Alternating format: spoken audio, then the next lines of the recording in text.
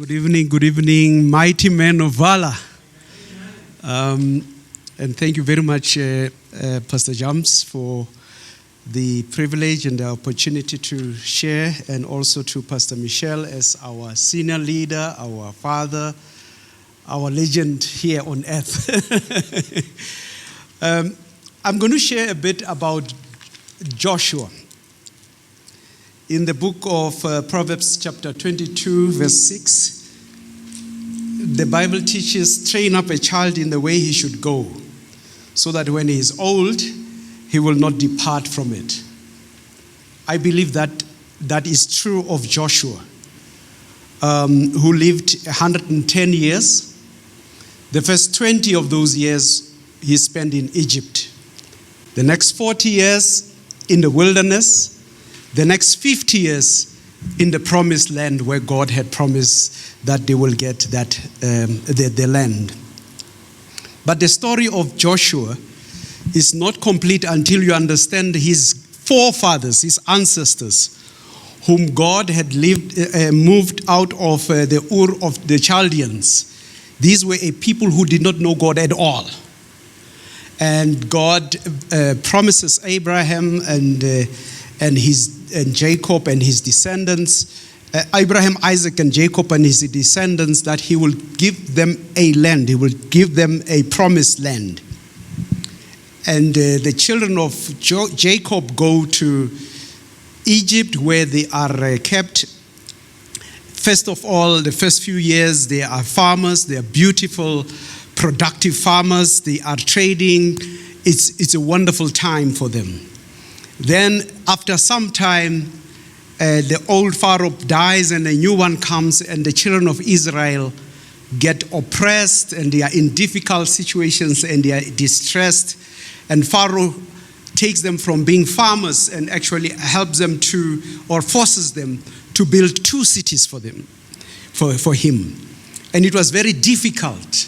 But the beauty about the story is that as the more difficult the situation was for them, God raises them up. God gives them favor. God makes them to be productive and multiply in many ways. So this is the context under which Joshua is born.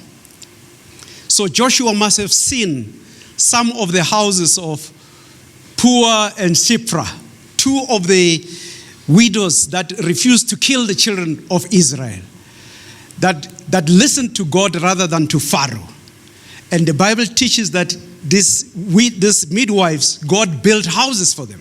I could imagine that Joshua knew where these houses were.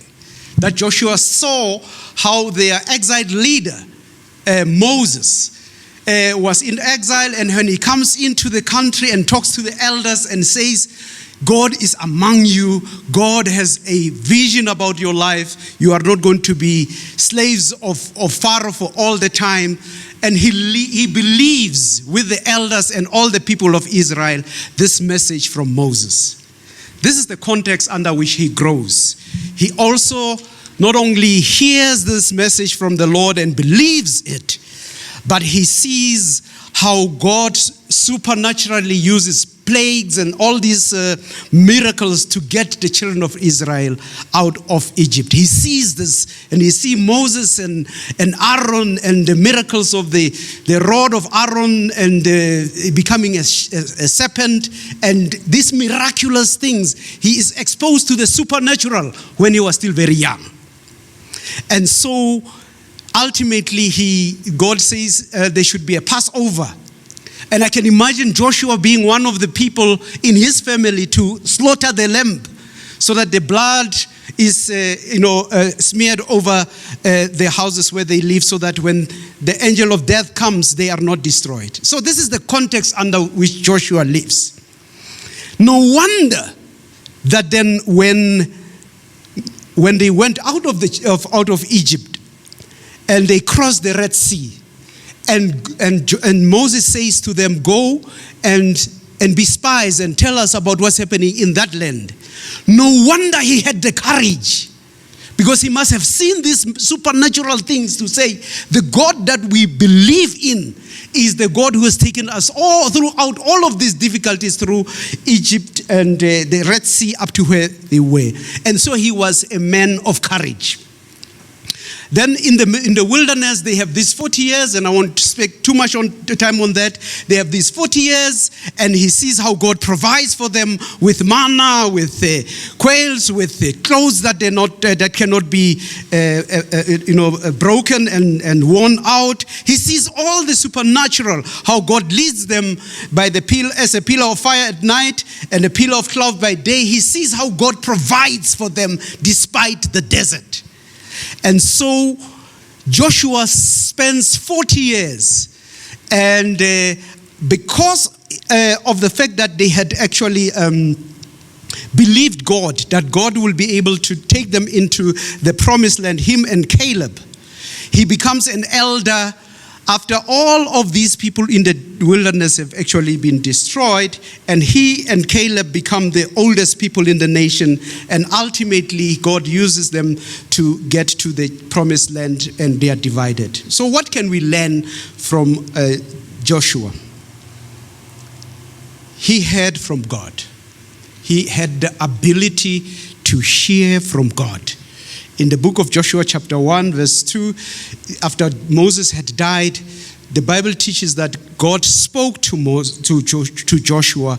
And I want to believe the number 2 lesson is that he believed the promises of God. So he believed the promises of God, that God is going to give them the promised land. Even though it was so difficult, he believed this, and ultimately God used him to get to the promised land and to divide the land among them. Number 3, he soaked in the fear-breaking presence of God.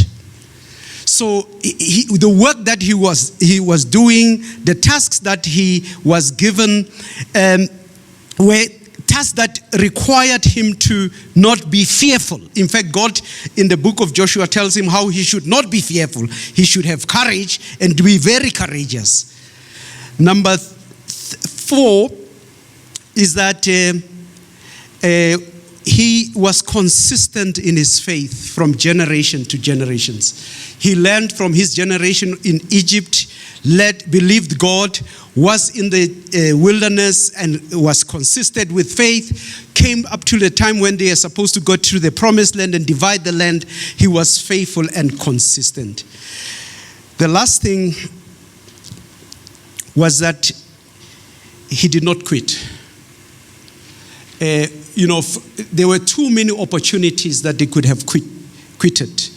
In Egypt, when they saw the sufferings and the oppression in the wilderness, where the people did not believe God, and ultimately where he is now used to divide the land among the people.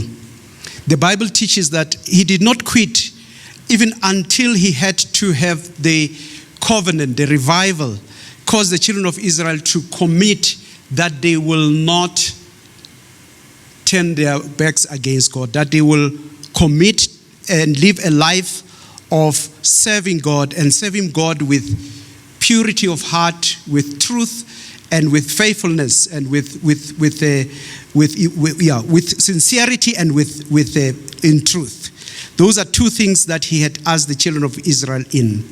So much that even when he knew that he was about to go, he still continually and consistently challenged the children of Israel that you must choose which God you want to serve. The God of our forefathers that were on the other side, or the God who liberated us, whom you have seen, who have seen his good acts. Even in his old age, he challenges the children of Israel to be persistent and consistent in serving this God. May God guide us and lead us as young people, in their 20s, those of us above 50, and those of us even above in an older age, because the lesson of Joshua is that all of us in this room, we can We can almost imagine and learn from every epoch, every period of time of his life. And I want to believe that God is going to encourage us through the life of Joshua, so that we too can be able to say, as for me and my house, we will serve the Lord. Amen.